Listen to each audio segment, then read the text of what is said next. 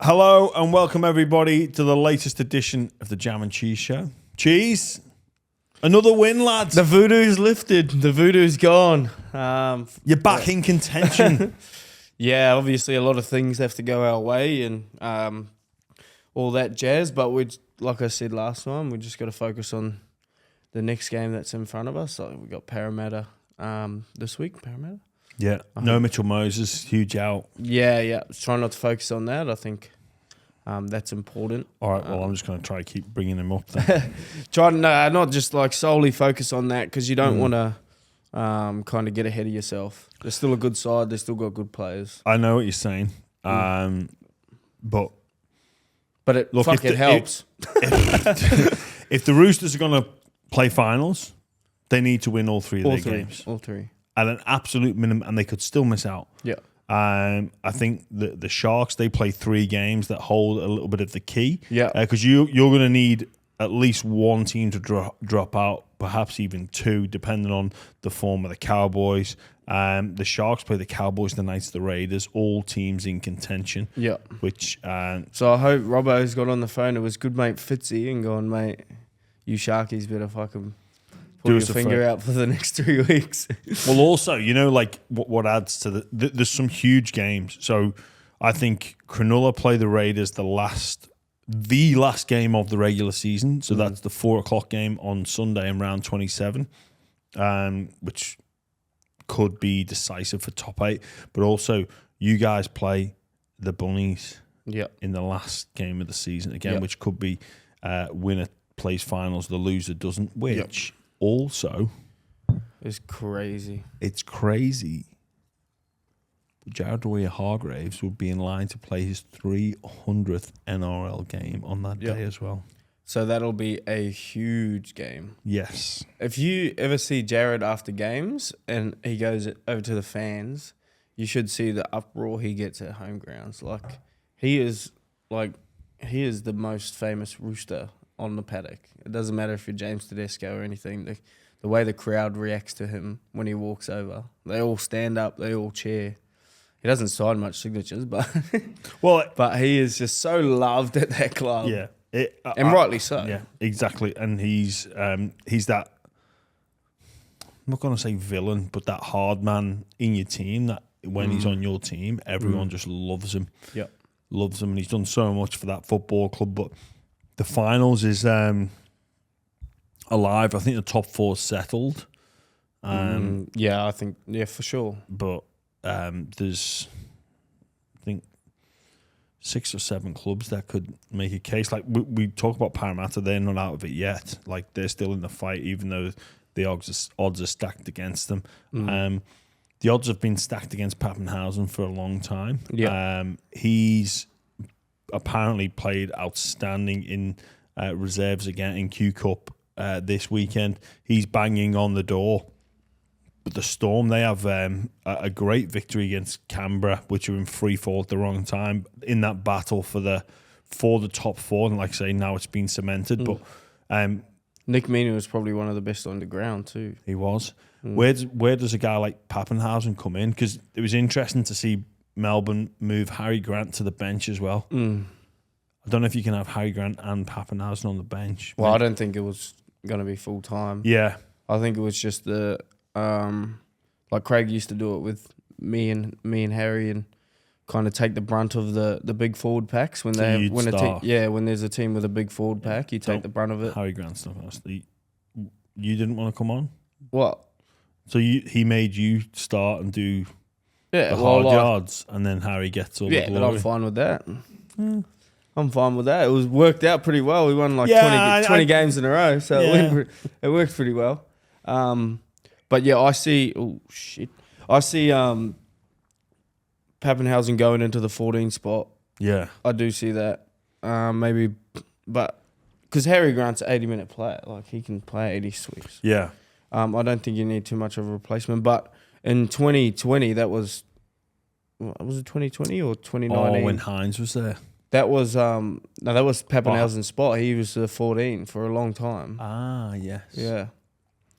And then he was a really good 14. So it'd be interesting to see what they do. But I I just don't think you can change the whole dynamic of the team when they're kind of going well with it. I know what you're saying, but like Papenhuyzen's one of those players where you just go, no, we're gonna, like, we respect what you've done, Nick Meaney. He's been fantastic. Yeah, but Papenhuyzen, like, he's not just a level above. He's like, and I'm not saying they like are guaranteed to do that.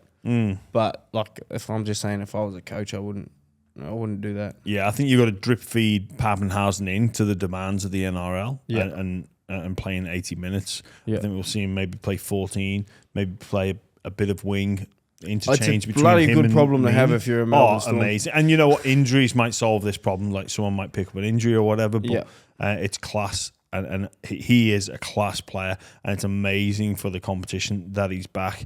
The Canberra Raiders, however, they were really disappointing against the Melbourne Storm. Melbourne just shut them down. They teased them into a few short side plays. Jack Whiten just got a little bit too tempted, and then to begin that game, Canberra had a heap of field position, good opportunities to mount attacks, but they just couldn't break the Storm down. No, it was the boys were definitely on the Melbourne Storm boys, but I'll just come back to that spine. They were just so good together. Like, Cameron Munster's kicking, Jerome Hughes ad-lib football. Like, they're a good side. They are. It was a pleasure to play alongside them. Yeah, but I bet it was, mate. Well, Jerome Hughes made such a difference. He doesn't get the plaudits that he deserves, I think, because he is based down there. Like, as a number 7, he's not.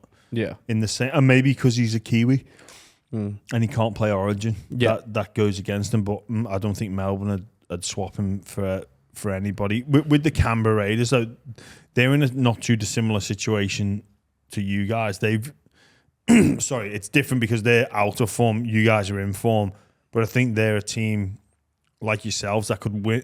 I always thought 13 wins would be enough. But I don't know if it's going to be because the for and against and the fact that as the weeks are coming up, a lot of those teams are playing each other. So I reckon 13 might not get you in.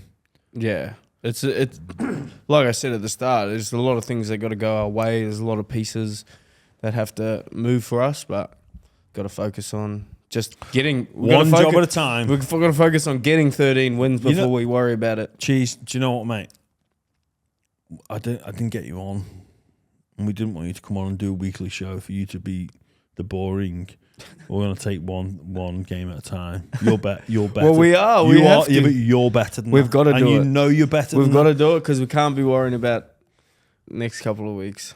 But I just seen here the potential best. Now you're allowed to speak to the media again. The players are back speaking to the media. The RLPA have done it. They've done it.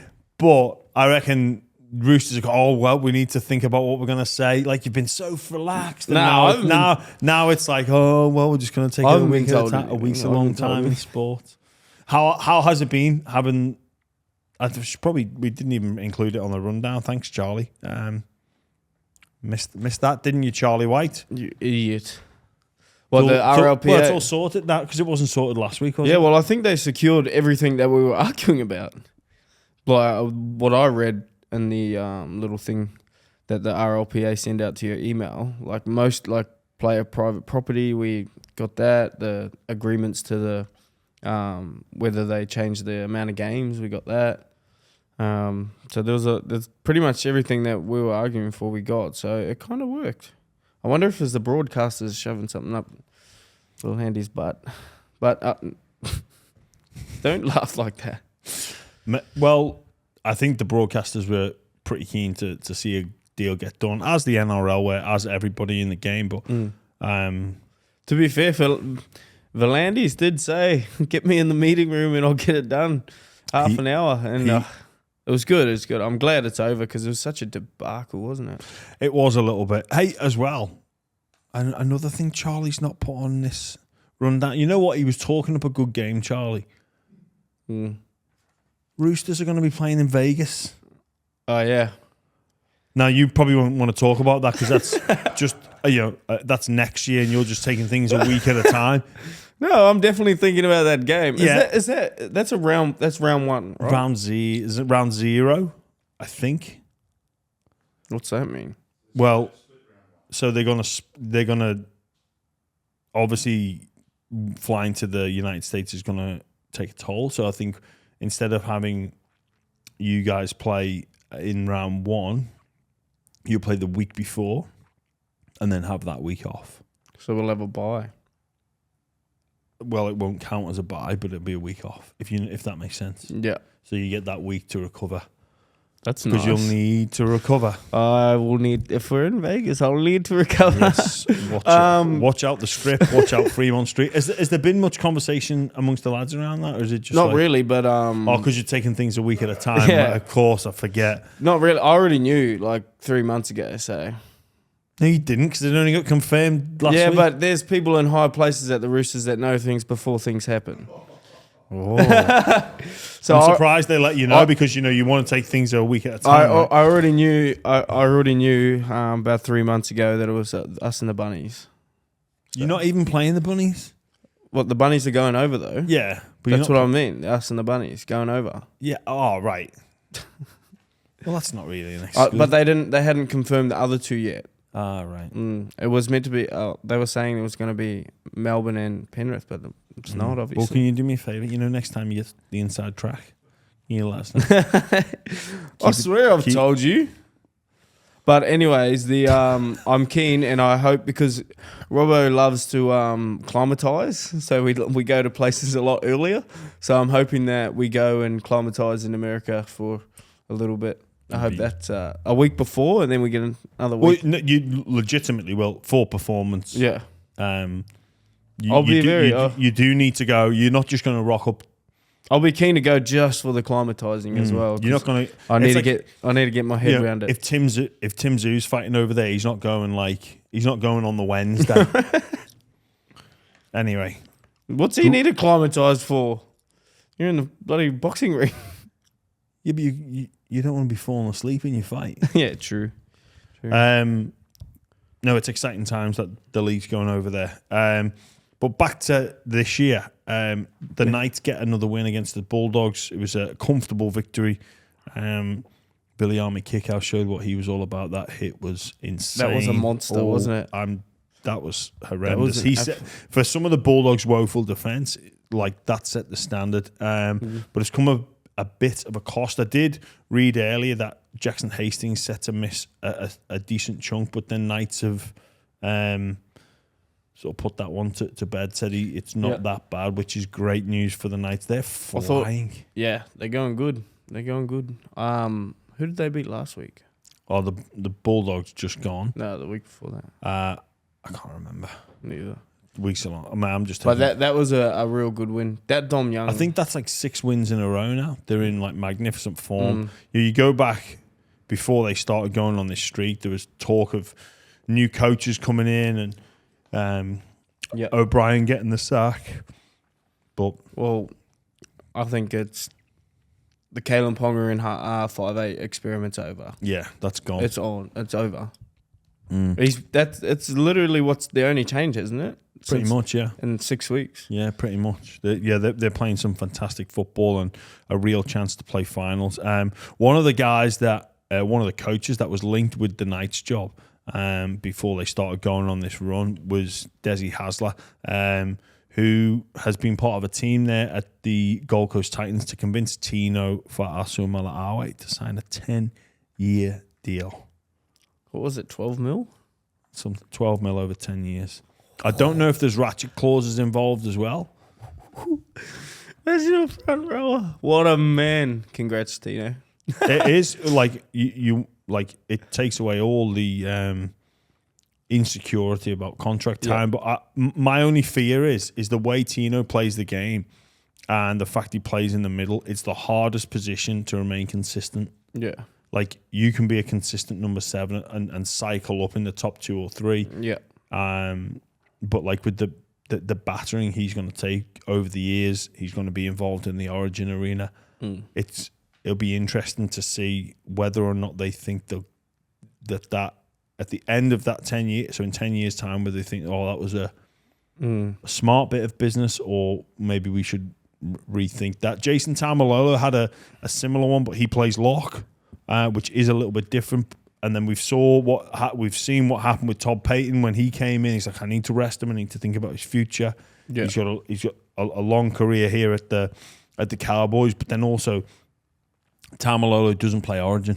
Yeah, so, and he's on the bench at the moment.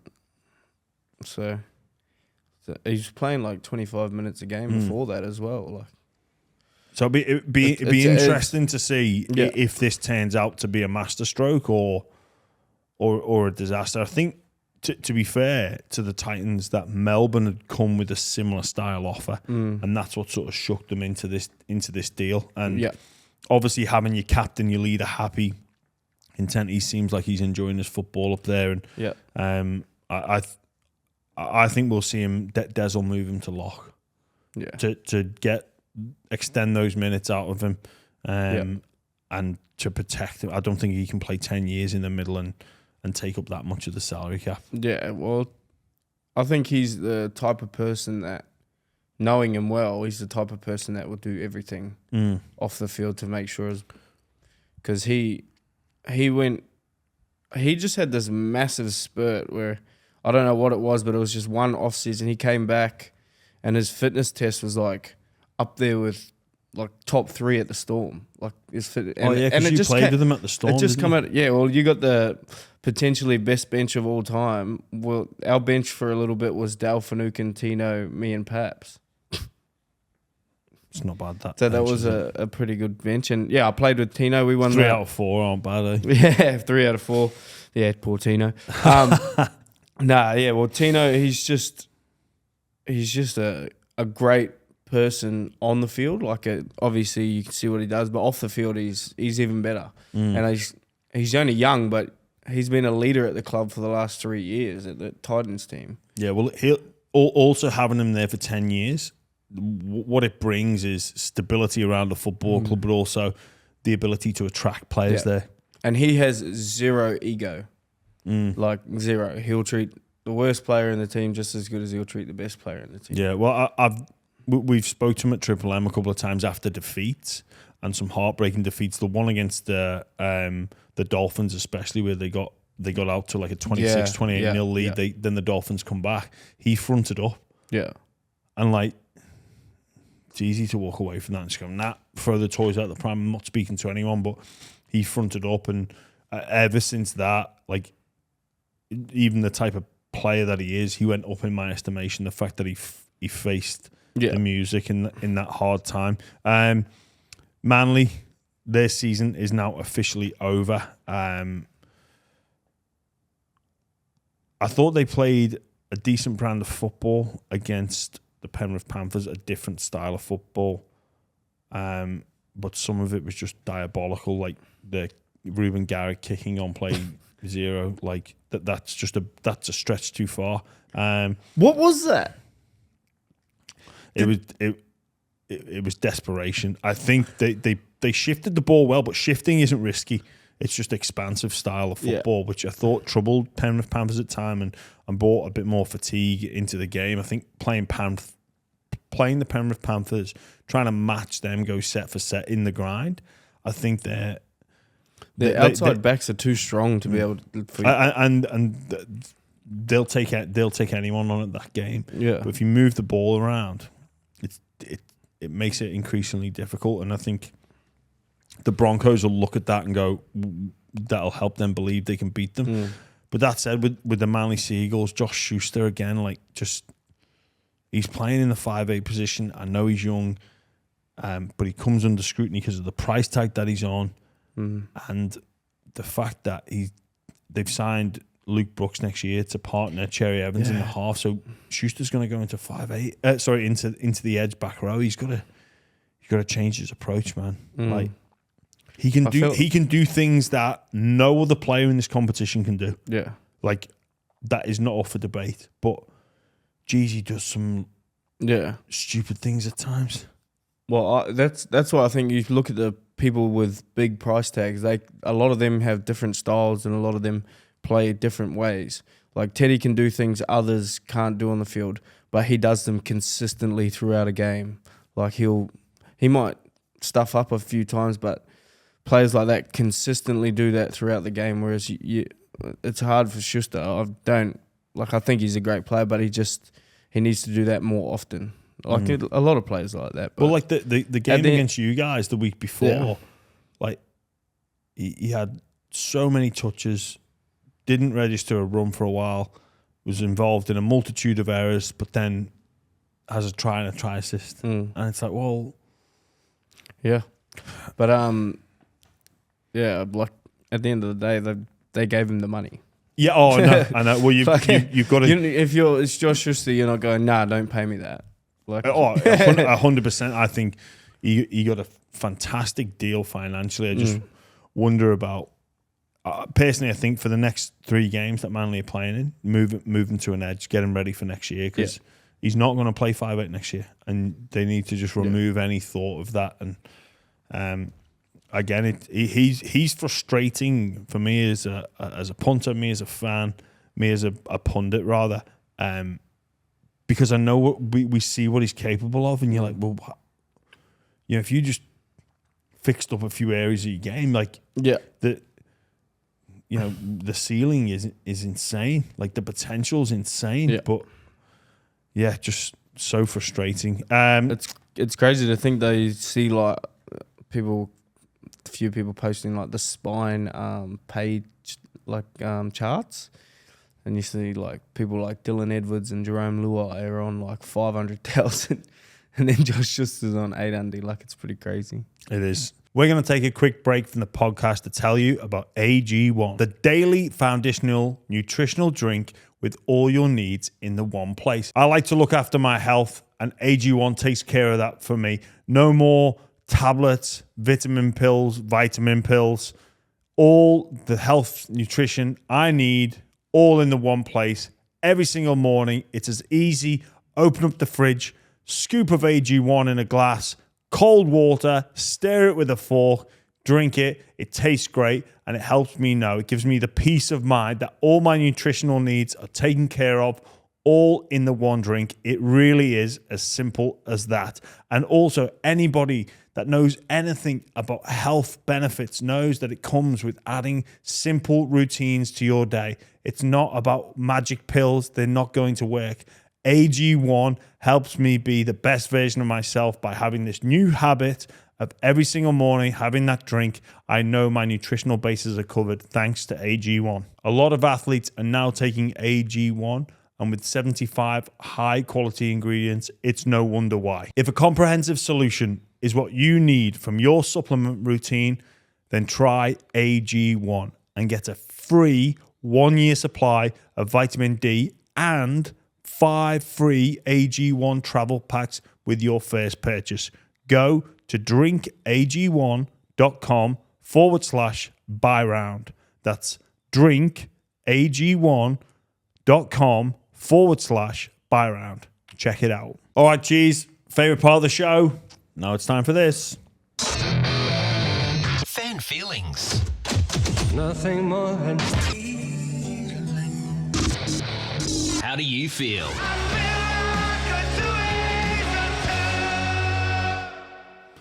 All right, before we get into these fan feelings, Tooheys Extra Dry Platinum Crisp Lager, 6.5%. Ho-ho. Maybe only 2. These are now off the black market and available in stores, so get your hands on them today. They do taste fantastic and give you that nice bit of a buzz. But as always, please do drink responsibly. But thankfully you don't have to. I actually didn't mind the fact that you had to enter codes and a bit of mystique and intrigue about them. But they're available for everybody because that's what Tooheys do. They don't want to keep the public, make life difficult for people. So in all good liquor stores at the moment. So let's have a look. What are the questions we got? Brendan Thwaite. Thwaite. He's got a lisp. Brendan Thwaite. Brendan Thwaite. Brendan Thwaite. What's the maximum the Broncos should pay for Payne Haas? What did they offer him? 1.12 or something like that. Mate, he's going to rugby union. Yeah, he rejected it. Where else will he go? I don't know. The Bulldogs? I don't know if they can offer him any more than that. Yeah, I know. It's interesting. I think the max is what they offered him.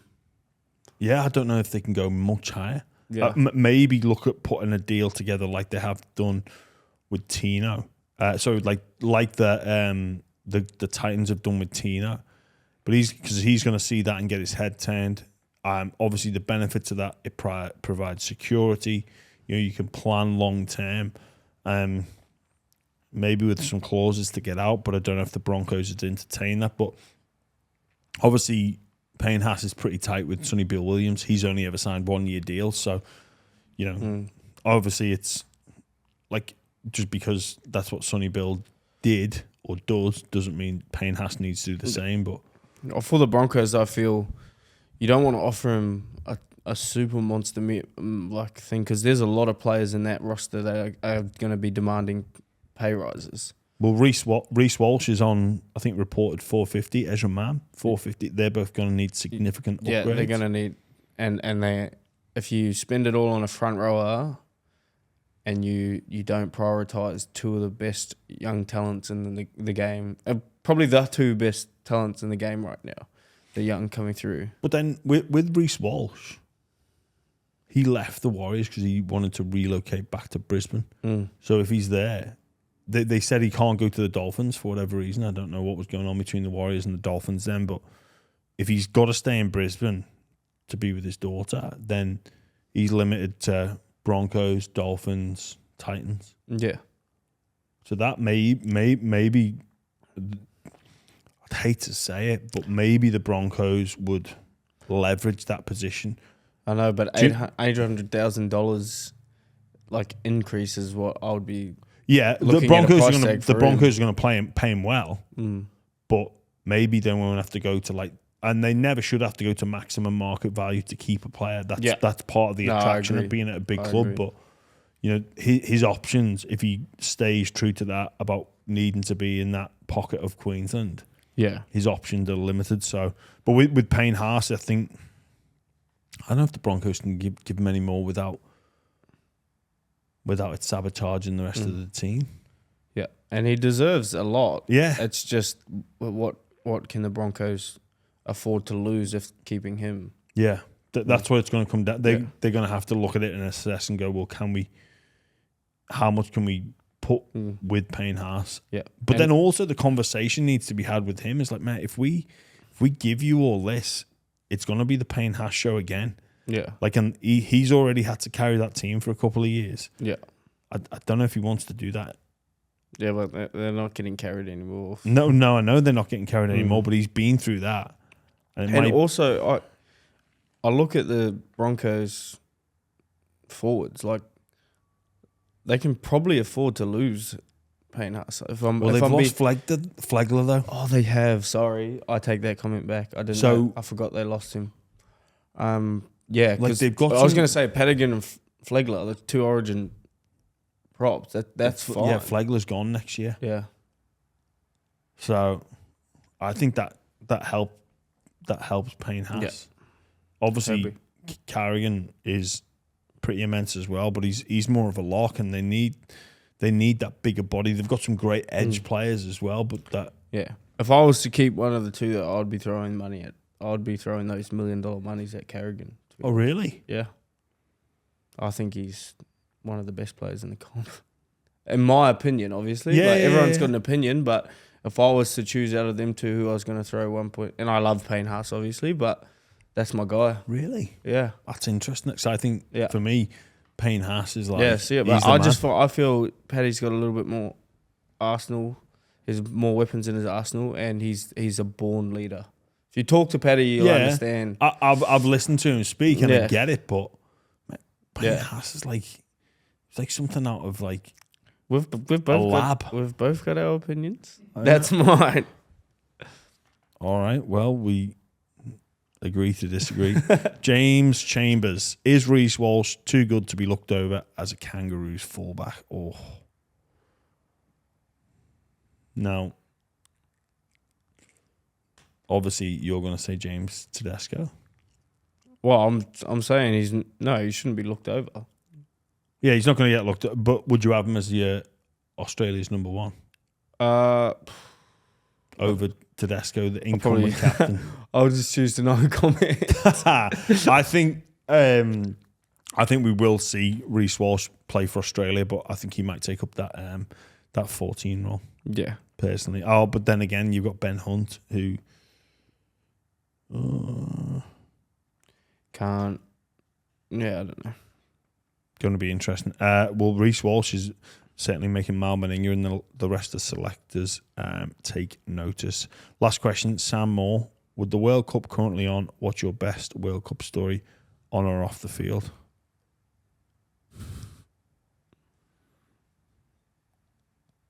It's a tough one. Probably for me, 2017. We had a fantastic time with Wayne Bennett, and I think that was the year. I'm sure most people have heard it, where he the Tabasco sauce with the orange juice. What's that? Oh yeah, I've heard it, but I can't remember it. Yeah, basically we would. Yeah, you know, it's like when you're in the team room and you're a bit bored. Set up the room for dinner, and they put the condiments out, Tabasco sauce, and we've got a few of us like put it on a plate, Tabasco sauce on a plate, rim the glasses, and then put them back up, just like waiting for unsuspecting victims. Massage is happening as well at the time, and then a few of us hopped on the massage table. Yeah, and then it's like someone's going, Jammer, what? It looked up. Like Bennett's making a beeline for the glasses. Pours like an orange juice out, has his drink, and he's like, coughing, and then puts it down. Then he goes again on a different glass, and he goes to like this lady who's working in the hotel. She goes, "Excuse me, love, this bloody orange juice is a bit spicy." We're like shaking on the bed. We did confess, but yeah, that's probably one that you can tell. I can't really, like, a lot of the stories probably shouldn't be publicised. Yeah, that's it, why. isn't it? But I think it's just when you go away on tour, it's just amazing to how close you get with each other, and yeah, You know, I was save those stories. Yeah, you know what? This is kind of hard for people to recognize and relate to, but you know, one of the things I miss is like traveling with the team and like being on the World Cup, like people like Josh Hodgson, serial pest. Yeah. Just all the stupid things that footballers do to one another. So like, you know, you're walking through the airport with your wheelie bag and it's behind, and someone would just like flick it with their foot and make it twist out your hand. Yeah. And you're like, oh, that's and then yeah, and people do, and like everyone does it. Like if you see an opportunity where someone's like dragging their bag on the wheel or like pulling their bag with the wheels, not looking, flick it with your foot. It goes over, it disrupts. And you're just like, what do you do? Like I miss that. Yeah. Like I'll go on a family holiday and think, can I do this to my little daughter? Just like flick her bag, but it's like probably not going to get this. It's probably going to end. It literally end in tears. But that's. It's those little things that when you're not in the game, like you kind of miss in a bit of a weird way. Yeah, when you're on the massage table, sometimes people cupcake you. It's absolutely horrible. You're trying to get a nice, relaxing massage, and you just see this hand come. You know what used to be bad? When I was at St. Helens at the massage table, people would make like cups of tea. And then, like, with the spoon that they've stirred the boiling water with, just, like, slap it on your calf. Like, that went from, like, it's one of those, I didn't miss that. That nearly turned, like, extremely violent at times.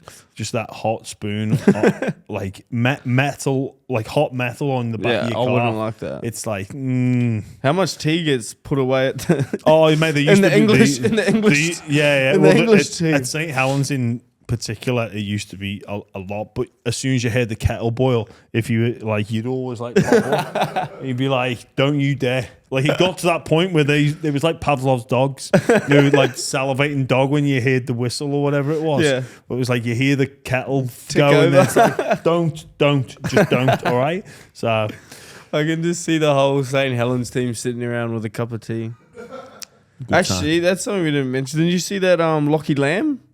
That was cool. Oh. I stayed up and watched it. Did ya? Yeah, Jesse Bromwich come over to my house after the game.